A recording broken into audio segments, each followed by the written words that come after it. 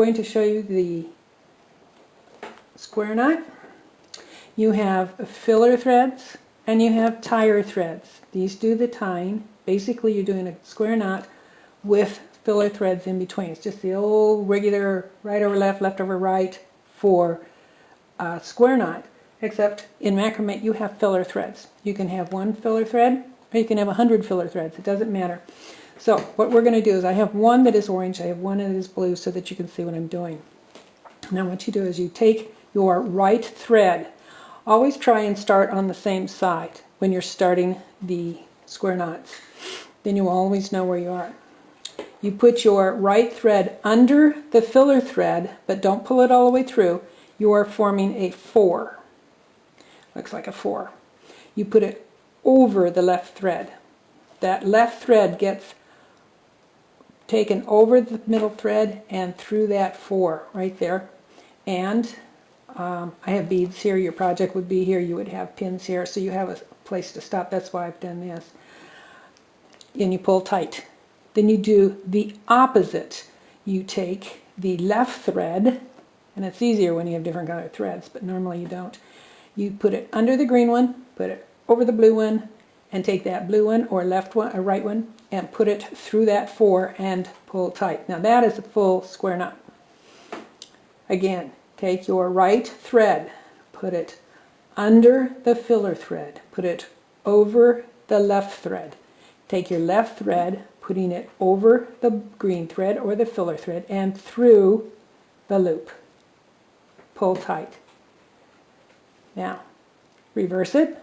Again, put your orange thread, your left thread, under the filler threads, over the right thread, put your right thread through the loop.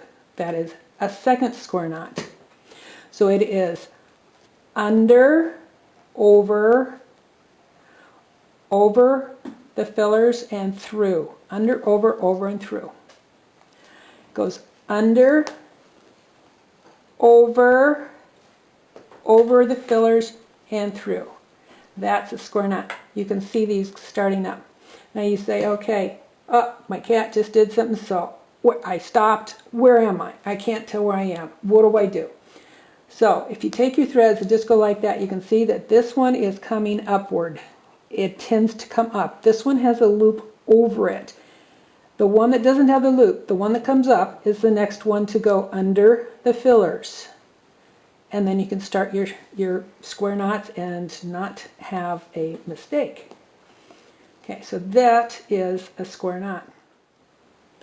I want to show you a couple projects that are in my books that utilize the square knot. This is a nutty lady. Anyway, she is done with square knots in between size 6/0 beads.